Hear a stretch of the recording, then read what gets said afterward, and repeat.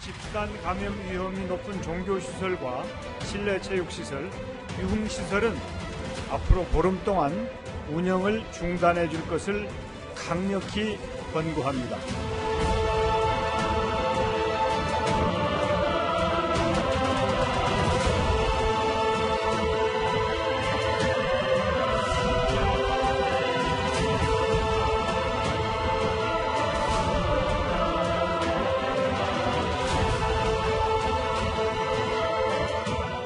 총 누적 확진자 수는 8,897명이며 신규 확진자 수는 98명이고 중증 단계가 28분, 위중 단계가 61분입니다. 상당히 교묘한 바이러스라고 이렇게 표현을 하고 싶습니다.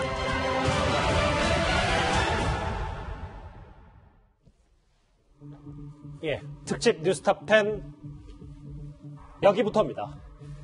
이 코로나 확산세가 좀처럼 꺾이지 않고 있습니다. 해외 유입, 요양병원 확진자가 계속해서 나오면서 오늘로 8,800명을 넘어선 사망자 105명, 확진자 8,897명입니다. 그런데요, 정부가 오늘도 또 한 번 강조를 했습니다. 이 보름 동안은 교회, 클럽처럼 사람 많이 모이는데 가능하면 가지 말자. 사실상 강제에 준하는 조치를 내린 건데요. 그런데 이런 호소에도, 권고에도 일부 교회가 주일인 일요일 오늘 현장 예배를 강행했습니다. 화면부터 만나보시죠. 아버지 용서하여 주시옵소서. 한국교회를 향하여 죄를 책망하였습니다. 하나님이 일하십니다. 역사하여 주시옵소서. 예, 보신 것처럼 이제부터 이 얘기를 좀 해보겠습니다. 이현정 의원님. 네. 정부가 그러니까 초중고 개학까지 한 보름 정도 남았으니까 그때까지 한번 세게 참아보자라는 게 정부의 권고였는데 오늘 한 8곳 정도 교회에서 이 예배를 강행했더라고요. 지금 일단 코로나19의 추세를 보면요. 지금 일단 뭐 신천지를 중심으로 해서 이제 대규모 어떤 확진자는 줄어들었지만 소규모 집단 감염이 여전히 지금 있어서 100명 단위 아래 위로 지금 계속 확진자가 나오고 있는 상황 아니겠습니까? 아무래도 이제 초중고 개학일 15일 전까지 뭔가 어떤 이 확실하게 주춤하게 하지 않으면 사실 개학 자체도 힘들어지는 그런 상황이거든요. 그래서 오늘 이제 정세균 국무총리가 일단 15일까지 뭐 집단적으로 모이는 장소라든지 또 실내 체육관이라든지 이런 데서 절대 이제 좀 모임을 하지 마라라는 그런 어떤 정부의 공고를 했어요. 그렇죠. 자, 그러면 특히 이번 주 같은 경우는 지금 일단 아시겠지만 은혜강 교회라든지 일부 교회에서 집단 감염 현상이 있었지 않습니까?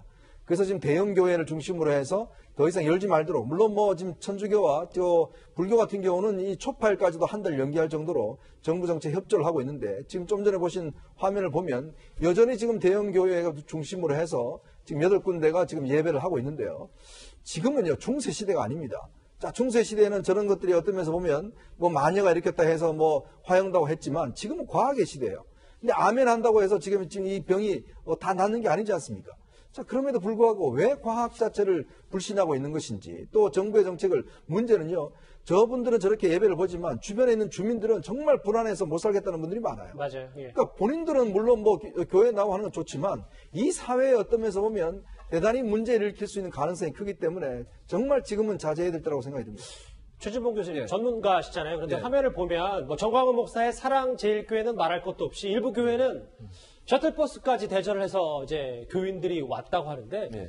개신교, 기성교회들은 이런 자제할 수 있는 컨트롤 타워가 없는 겁니까? 컨트롤 타워가 거의 없다고 봐야 되죠. 그러니까 노예가 있고 총회가 있는데요. 노예나 총회라고 하는 것은 직접적으로 영향을 행사하는데 한계가 있을 수밖에 없어요. 왜냐하면 그 개교회들이 모든 걸 다 독립채산을 하게 됐습니다. 예산도 개교회가 그 교회 규모에 따라서 예산을 책정하고 그 예산도 단독적으로 집행을 하게 돼 있어요. 예. 또 담임 목사를 이게 모셔오는, 그러니까 선임하고 그다음에 이제 그분이 떠나가게 하는 것도 다 개교에서 다 하는 겁니다. 그러니까 노예나 총회라고 하는 것은 만약에 교회 내 갈등이 있을 때 중재 역할을 할 수 있지만 천주교처럼 아예 위에서부터 밑으로 어떤 그 지시하거나 아니면 통제할 수 있는 기능이 거의 없다고 보는 게 맞아요. 그러다 보니까 아무리 교단에서 얘기를 하더라도 예를 들면 독단적으로 그 교회에서 자기들이 예배를 하겠다? 그걸 물리적으로 막을 수 있는 상황이 안 돼요. 왜냐하면 개 교회가 다 그 교회 중심으로 독립적으로 운영되는 단체들로 돼 있기 때문에 그게 상당히 어려운 상황이라고 볼 수 있을 것 같습니다. 글쎄요, 일주일에 한 번뿐인데 현장 예배하면 어떠냐 뭐 이런 반응도 있습니다. 그런데요, 이 해당 교회가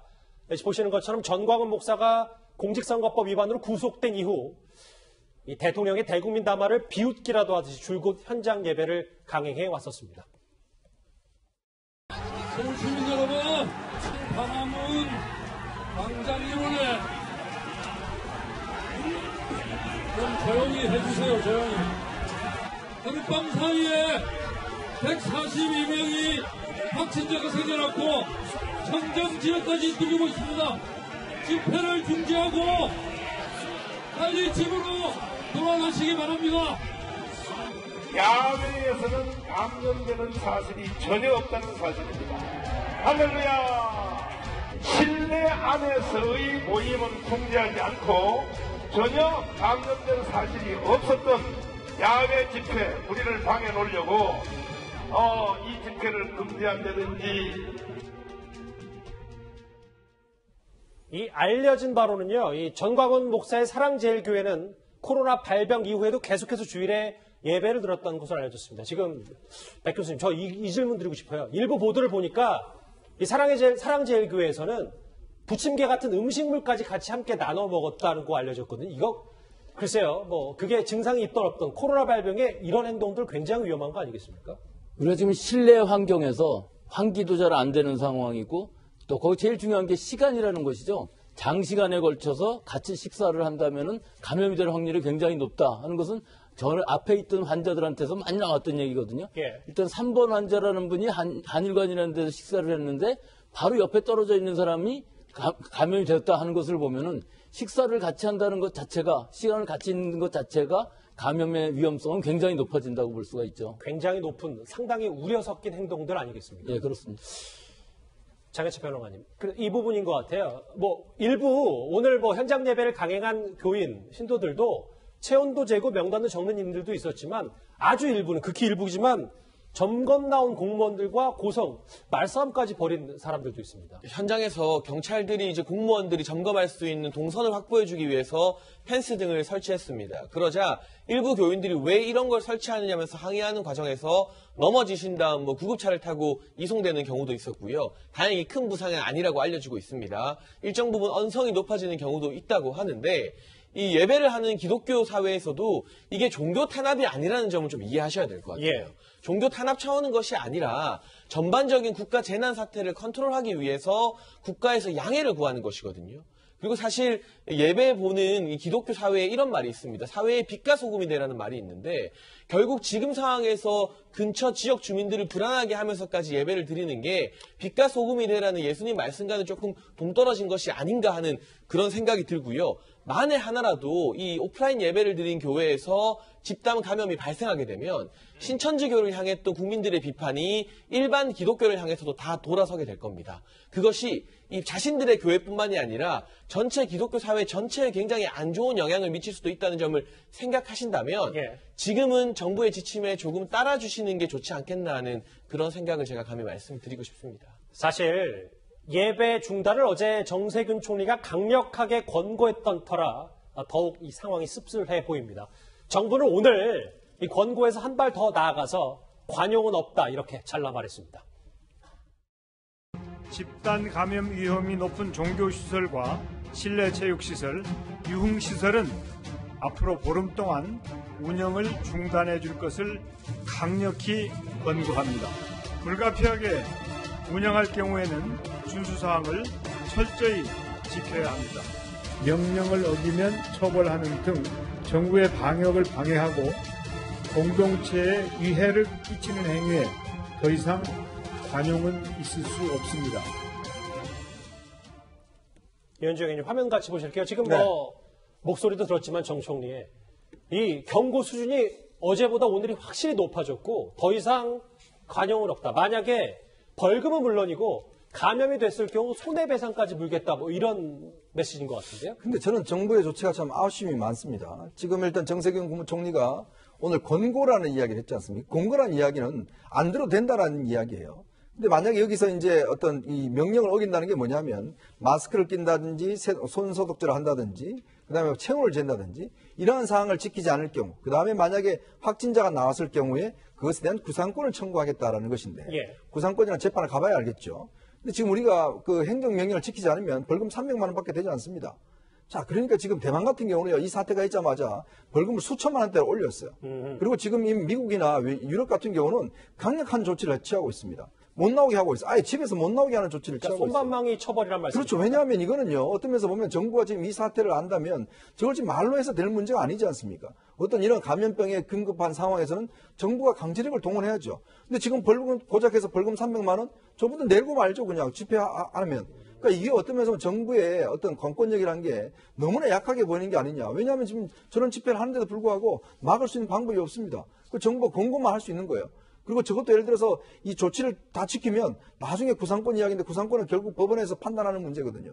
그러니까 실효성이 없다는 이야기죠. 말만 강력한 경고라고 이야기를 하지만 지금 이미 미국이나 유럽 같은 경우는 정말 강제력을 동원해서 또 벌금 수위도 높이고 굉장히 강하게 하고 있습니다. 근데 왜 우리가 못하는 것인지 저는 솔직히 의문스럽습니다. 그럼 아예 뭐 2주, 3주 계약할 때까지 이현정 의원님 말씀은 이런 메시지 말고 종교시설 폐쇄까지도 검토해야 된다 뭐 이런 생각. 아니 그러니까 지금 상황이 전쟁 같은 상황이라고 이야기하지 않습니까? 우리가 안보라는 상황이지 않습니까? 자 그러면 그런 상황에서 우리 사회, 우리 공동체의 피해가 최소화되는 거, 그 사망자가 최소화되는 거 그거 안 바라는 사람이 누가 있겠습니까? 자 그러면서 어떤 시민들 그냥 자율적인 판단만 맡긴다? 저런 분들이 어떻게 자율적인 판단을 하겠습니까? 자, 저런 부분에 대해서는 당연히 국가의 공권력이 작용하는 것이 정부의 존재 이유가 아니겠습니까? 알겠습니다. 글쎄 정부가 얼마나 또 강력한 메시지를 내놓을지도 좀 저희가 지켜봐야 되겠는데요. 그리고 조금 전에 보건당국은요. 공무원들에게 특별 지침까지 내렸습니다. 필수적인 생활활동이나 의료기관 방문 등 외에는 외출 자체를 먼저 자제를 하는 것이 중요하고 말씀드린 그런 공간에 출입하지 않으시도록 하는 것도 중요하며 최진봉 교수님, 네. 지금 조금 전에 보건당국이 속보로 좀 얘기했던 거는 퇴근 후 공무원들 무조건 집에 가라, 네. 가서 확인하겠다 이런 조치까지 특별 지침까지 내렸습니다. 왜냐하면 이제 퇴근에 예를 들면 식사를 같이 한다거나 모임을 갖게 되면 사실 폐쇄된 공간에 들어갈 수밖에 없어요. 식당이나 이런 데는 사실은 공개된 공간이 아니라 밀폐된 공간이라고 봐야 되는 거 아니겠습니까? 혹시나 그런데 모이는 것 자체가 사실은 공무원들이 가장 먼저 솔선수범하셔야 되는 거죠. 왜냐하면 국민들한테는 지금 가능한 한 외출도 참가해달라, 그다음에 모임도 참가해달라 이런 얘기를 계속 요청하고 있지 않습니까? 15일 동안 사회적 거리두기 하자고 얘기하고 있고요. 그러면 이제 공무원부터 먼저 퇴근하면 바로 집으로 돌아가고 모임 같은 걸 최소화해라 이런 얘기라고 보여지고요. 모임 같은 경우도 원격 근무를 하도록 그렇게 의무화시켰습니다. 그래서 일반적으로 직접 만나지 않고 인터넷이나 아니면 온라인상을 통해서 필요한 건 얘기할 수 있는 상황이 되는 거니까 그런 조치를 취하는 것은 어찌 보면 15일 동안 우리가 철저하게 사회적 거리두기를 해서 이 코로나 사태가 어느 정도 좀 잡힐 수 있도록 하는 그런 시기로 삼자 이런 의지라고 보여집니다. 백 교수님 제가 추가로 하나 짧게 질문 드릴게요. 저게 공무원들 퇴근 뒤에 다 집에 가서 검사할 테니까 무조건 귀가해라 라는 게 모든 구성원, 사회 구성원들이 다 보조를 맞춰야 이게 사실 실효성이 있는 거잖아요. 뭐 공무원만 집에 간다고. 그 예배 강행하거나 혹은 뭐 젊은이들 다 길거리에 나오는데 이거 자체가 발에 안 맞추면은 이 확산세를 막지 못하는 거 아니겠습니까? 이건 일반 시민들의 경우는 권고지만 공무원의 경우만 이렇게 지침을 내릴 수 있는 상황이고 그렇죠. 압력을 가할 수 있기 때문에 대표적으로 공무원들이라도 먼저 이렇게 솔선수범하고 나머지 구성원들은 다 좀 자발적으로 이 집에 가서 이 사회적인 거리두기를 하자 하는 것을 뜻하는 것이겠죠. 그렇죠. 그런데 이런 정부의 강력한 호소는 자신들은 괜찮을 거라면서 사회적 거리두기를 무시하고 있는 일부 젊은이들을 겨냥하고 있기도 합니다. 지금부터 영상을 한번 저와 같이 보실 텐데요. 이번 주말 강남 홍대 인근 클럽과 유흥지점들은 사람들로 비교적 가득 찼다. 이런 게 저희 취재진의 전언입니다. 클럽 내부는 밀착해서 다닥다닥 붙어있는 그 자체. 자료화면이고 조금 전에 영상도 한번 만나봤습니다. 장혜철 평론가님. 이게 아직 클럽 입구나 혹은 유흥주점에서 발열 체크하는 곳도 있지만 아직 정부의 권고가 현장에 잘 전달이 되지 않고 있는 것 같습니다. 그러니까 전혀 전달이 안 되죠. 사실 일부 강남의 대형 클럽들이 코로나19 사태 이후로 잠시간 휴업은 했습니다만 본인들 입장에서는 직원들 인건비나 월 임대료 등을 이제 이기지 못해서 다시 영업을 속속 재개하는 모양입니다.